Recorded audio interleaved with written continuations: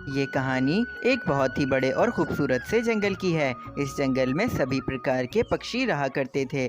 जंगल के सभी पक्षी अपने अपने खेतों में काम किया करते थे और उसी से ही उनको जो भी मुनाफा होता था उससे वे अपना अच्छे से गुजारा किया करते थे। उसी जंगल में एक मीनू चिड़िया भी रहा करती थी। मीनू चिड़िया का जंगल में एक काफी ज्यादा बड़ा टमाटर का खेत था। मीनू चिड़िया ने बहुत ही मेहनत करके बड़ी और काफी ज्यादा अच्छी टमाटर की फसल अपने उस खेत में लगाई हुई थी। उसके खेत में रोज ही बड़े और ताजे टमाटर लगा करते थे। बस इसी वजह से ही दूर दूर से जंगल से पक्षी भी मीनू चिड़िया के पास टमाटर लेने के लिए आया करते थे। मीनू चिड़िया के बाजू में ही कालू कौवे का भी एक टमाटर का खेत था, लेकिन कालू कौवा अपने खेत में बिल्कुल भी मेहनत नहीं किया करता था। इसी वजह से उसके खेत में बिल्कुल छोटे छोटे टमाटर लगा करते थे। फिर एक दिन कालू कौवा मीनू चिड़िया के पास उसके खेत में आकर उससे कह रहा होता है, आखिर को तुम अपने खेत में क्या जादू कर रही हो जो रोजाना ही तुम्हारे खेत में इतने बड़े बड़े और ताजे टमाटर उग जाते हैं। मैं कोई जादू नहीं करती हूँ, बस मैं अपना सारा काम मेहनत से करती हूँ। तुम्हारी तरह पूरा दिन आराम थोड़ी करती हूँ मैं। अच्छा, अगर ऐसा है तो अब से मैं भी अपने खेत की देखभाल के लिए सभी पक्षियों को अपने काम पर रख लूंगा। हाँ भाई, जैसी तुम्हारी मर्जी वैसा करो, तुम मुझे क्या बता रहे हो। फिर अब कालू कौवा वहाँ से रंगीन पक्षी और कबूतर के पास चला जाता है। क्या तुम दोनों मेरे खेत की देखभाल करोगे? मैं उसके बदले में तुम दोनों को अच्छे खासे दाने दे दूंगा। नहीं भाई कालू कौवे, मैं तो तुम्हारे साथ बिल्कुल भी काम नहीं करूंगा। पहले भी एक बार मैंने तुम्हारे साथ काम किया था और तुमने उसके दाने मुझे नहीं दिए थे। तुम सारा काम करवा लेते हो और उसके बाद दाने नहीं देते हो। हाँ, बिल्कुल सही बोल रहा है कबूतर, तुम खुद तो अच्छे से दाने कमाते नहीं हो, हमें क्या दाने दोगे तुम? अरे अरे बस भाई, इतनी बातें क्यों बना रहे हो तुम लोग? अगर काम नहीं करना तो सीधा सीधा मना कर दो ना, मैं खुद ही कर लूंगा सारा काम। फिर अब कबूतर और रंगीन पक्षी वहाँ से चले जाते हैं। अब कालू कौवा अपने मन ही मन सोच रहा होता है, अरे आज तो वैसे ही आधा दिन गुजर गया है। अब एक काम करता हूँ, आधा दिन और आराम कर लेता हूँ और कल से मैं अच्छे से अपने खेत में काम शुरू कर दूंगा। फिर अब ऐसा सोचकर कालू कौवा अपने घर चला जाता है। अब ऐसे ही पूरा दिन गुजर जाता है। रात होते ही अब जंगल में काफी तेज बारिश शुरू हो जाती है। मीनू चिड़िया ने अपने खेत को बारिश से बचाने के लिए सारा इंतजाम किया हुआ होता है, लेकिन कालू कौवे ने अपने खेत को बचाने के लिए कुछ भी नहीं किया हुआ होता है, जिसके कारण अब कालू कौवे के खेत में पूरा पानी भर जाता है। अब जब सुबह होते ही बारिश रुक जाती है तो मीनू चिड़िया अपने घर में बैठी सोच रही होती है, कल रात की बारिश की वजह से मेरे खेत को पानी तो मिल ही गया होगा, इसीलिए अब मैं शाम में जाऊंगी अपने खेत को देखने के लिए। दूसरी तरफ जब कालू कौवा अपने खेत में आकर देखता है तो उसके खेत में तो बरसात की वजह से सारे के सारे टमाटर सूख कर सड़ गए होते हैं।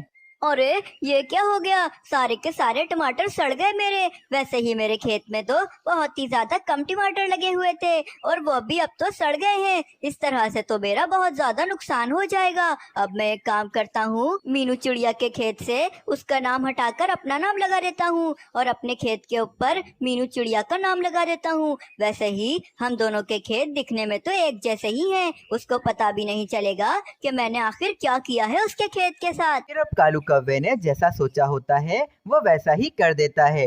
अरे वाह भाई वाह, अब तो आज भी मुझे बिल्कुल मेहनत नहीं करनी पड़ेगी। अब तो 2 दिन खूब आराम करूंगा मैं और इस खेत से टमाटर निकाल कर आराम से बेचूंगा। फिर अब ऐसा कहकर कालू कौवा अपने घर चला जाता है। अब ऐसे ही पूरा दिन गुजरने के बाद जब मीनू चिड़िया अपने खेत में आकर देखती है तो अपने खेत को देखकर काफी ज्यादा हैरान हो जाती है, क्योंकि उसके खेत में तो पहले से भी काफी ज्यादा बड़े बड़े टमाटर लगे हुए होते हैं। अरे ये क्या, रात की बरसात से जादू हो गया है क्या? इतने बड़े बड़े टमाटर, और तो और इनके अंदर तो काफी ज्यादा जूस नजर आ रहा है। बरसात की वजह से मेरा खेत तो और भी अच्छा हो गया है। इसका मतलब अब मैं इन बड़े बड़े टमाटरों से जूस निकाल कर जंगल के सभी पक्षियों को बेचूंगी। और ये क्या, कालू कौवे के तो सारे के सारे टमाटर सुकड़ के खराब हो गए हैं। फिर अब मीनू चिड़िया अपने खेत से एक बड़ा टमाटर निकालकर ठेले के ऊपर रखकर जंगल में उसका जूस बेचने के लिए निकल जाती है।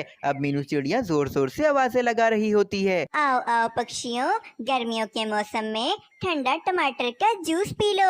आओ आओ पक्षियों, जल्दी जल्दी आओ। अब ये आवाज़ सुनकर सभी पक्षी तो मीनू चिड़िया के पास जूस पीने के लिए आ जाते हैं, लेकिन कालू कौवा मीनू चिड़िया की ये आवाज़ सुनकर सोचने लगता है, अरे ये कैसे टमाटर का जूस बेच रही है? मैंने तो इसके खेत के ऊपर अपना नाम लगा दिया था। चलो अभी जाकर पूछता हूँ इससे। फिर अब कालू कौवा मीनू चिड़िया के ठेले के पास आ जाता है। अरे मीनू चिड़िया, सुबह तो मैंने देखा था कि तुम्हारे खेत के टमाटर तो सूख गए थे, लेकिन अभी ये अचानक से इतना बड़ा टमाटर तुम्हारे पास कहाँ से आ गया? अरे नहीं नहीं, क्या हो गया है तुम्हें? वो तो तुम्हारे खेत में सारे टमाटर सूख गए हैं। मेरे खेत में तो काफी ज्यादा बड़े बड़े टमाटर लगे हुए हैं। बरसात की वजह से मेरा खेत और भी अच्छा हो गया है। फिर अब कालू कौवे को कुछ समझ नहीं आ रहा होता, इसीलिए वे दोनों के खेत के पास आ जाता है।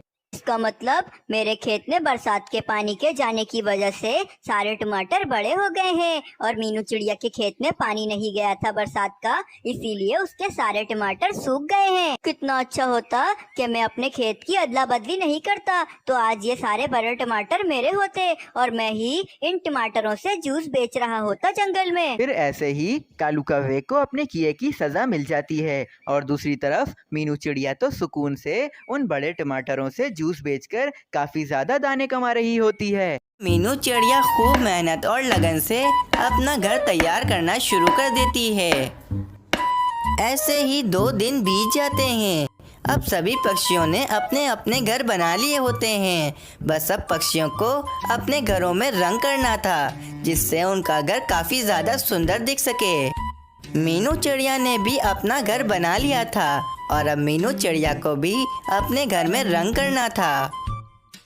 आज मुझे अपने घर में रंग करना है। आज मैं अपने घर को रंग कर काफी ज्यादा सुंदर बना दूंगी। दूसरी तरफ कालू कौवे ने जंगल के सभी पक्षियों के घरों को खराब करने की योजना बना ली होती है। आज सभी पक्षी अपने घरों में रंग करने वाले हैं, और कल मिट्टू महाराज जंगल के सभी पक्षियों के घर देखने आने वाले हैं। मैं बादल भैया के पास जाऊंगा और उनसे कहूंगा कि वे जंगल में आकर बारिश कर दें, ताकि सभी पक्षियों के घरों के रंग खराब हो जाएं। कल सुबह होते ही मैं अपने घर को रंग कर दूंगा, और फिर जब दोपहर को मिट्टू महाराज सभी पक्षियों के घरों को देखने आएंगे, तो सबसे ज्यादा अच्छा घर उनको मेरा लगेगा, क्योंकि सभी पक्षियों के घरों के रंग बारिश की वजह से खराब हो चुके होंगे, और कल का इनाम तो मैं ही जीतूंगा। फिर ये कहकर कालू कौवा बादलों के पास चला जाता है, और वहीं जंगल के सभी पक्षियों ने अपने घरों को रंग कर तैयार कर दिया होता है। मैंने अपने घर को एकदम तैयार कर दिया है। मैंने अपने घर को रंग भी कर दिया है। बस अब कल मिट्टू महाराज मेरे घर को देखने आए और वो मुझे ही विजेता बना दें। बादल भैया, आज आप चलकर हमारे जंगल में बारिश कर दें। हमारे जंगल में काफी दिनों से बारिश नहीं हुई है, जिसकी वजह से हमारे जंगल में पानी की काफी ज्यादा समस्या हो गई है। इसलिए आप अभी चलकर हमारे जंगल में बारिश कर दें। अच्छा ठीक है कालू कौवे, मैं कुछ देर के बाद तुम्हारे जंगल में बारिश करने के लिए आ जाऊंगा। ये सुनकर कालू कौवा खुशी खुशी अपने जंगल की तरफ चला जाता है। कालू कौवे के जाते ही वहाँ पर एक बादल आ जाता है। चलो भाई जल्दी चलो, हमें एक जंगल में जाकर बारिश करनी है। उस जंगल में आग लग गई है, चलो जल्दी चलो मेरे साथ। अरे पर मुझे तो आज तोते महाराज के जंगल में बारिश करने के लिए जाना है। अरे भाई वहाँ किसी और दिन चले जाना, पर अभी मेरे साथ चलो। उस जंगल में काफी ज्यादा आग लगी हुई है, हमें जाकर वे आग बुझानी है। फिर वे दोनों बादल दूसरे जंगल में बारिश करने के लिए चले जाते हैं। सभी पक्षियों ने अपने घरों को रंग कर काफी ज्यादा सुंदर बना दिया है, लेकिन अभी कुछ ही देर बाद बादल भैया आकर बारिश कर देंगे और सभी पक्षियों के घर खराब हो जाएंगे। कालू कौवे को बादल का इंतजार करते करते रात हो जाती है, लेकिन वे बादल तो बारिश करने के लिए आता ही नहीं है। कालू कौवा सो जाता है। कल बादल तो बारिश करने के लिए आया ही नहीं, मेरा तो सारा प्लान चौपट हो गया। चलो अभी मैं जाकर अपने घर को रंग कर देता हूँ। वैसे भी दोपहर तक मिट्टू महाराज सभी पक्षियों के घरों को देखने आने वाले हैं। मैं जाकर अभी अपने घर को रंग कर देता हूँ ताकि मेरा घर भी सुंदर दिखे। कुछ ही देर में कालू कौवे ने अपने घर को काफी ज्यादा अच्छा रंग कर दिया था और अब कालू कौवे का घर भी काफी ज्यादा सुंदर दिखाई दे रहा था। मेरा घर तो काफी ज्यादा सुंदर दिखाई दे रहा है। लगता है आज का विजेता मैं ही बनने वाला हूँ। चलो भाई, आज मुझे तोते महाराज के जंगल में जाकर बारिश करनी है। कल तो मैं गया नहीं। चलो आज ही जाकर मैं उस जंगल में बारिश कर देता हूँ। फिर कुछ ही देर के बाद मिट्टू महाराज के जंगल में काफी जोरों से बारिश होना शुरू हो जाती है। बाप रे बाप, ये बारिश कैसे शुरू हो गई? मैंने अपने घर को अभी रंग किया है। मेरा घर तो खराब हो जाएगा। मुझे कुछ करना पड़ेगा। कुछ ही देर के बाद बारिश रुक जाती है और कालू कौवे का घर काफी ज्यादा खराब हो जाता है। मिट्टू महाराज तोते के घर के बाहर आते हैं और वे आकर तोते का घर देखते हैं। तुमने अपना घर काफी ज्यादा सुंदर बनाया है। चलो तोते, अब मैं जाकर और पक्षियों का घर भी देखता हूँ कि उनने अपना घर कैसा बनाया है। इस तरह तोते महाराज जंगल के एक एक पक्षी के घर में जाकर उनका घर देखते हैं। फिर तोते महाराज कालू कौवे के घर के बाहर आते हैं और वे कालू कौवे का खराब सा घर देखकर काफी ज्यादा गुस्सा हो जाते हैं।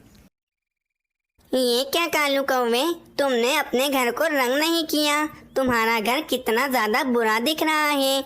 मुझे तुम्हारा घर बिल्कुल पसंद नहीं आया। चलो अब बस मीनू चिड़िया बची है। अब मुझे मीनू चिड़िया का जाकर घर देखना है। देखता हूँ कि मीनू चिड़िया ने अपना घर कैसा बनाया है। फिर मिट्टू महाराज मीनू चिड़िया के घर के बाहर आते हैं और जब मीनू चिड़िया का घर देखते हैं तो मिट्टू महाराज की आंखें तो फटी की फटी रह जाती हैं, क्योंकि मीनू चिड़िया ने जंगल में सबसे ज़्यादा सुंदर घर बनाया था।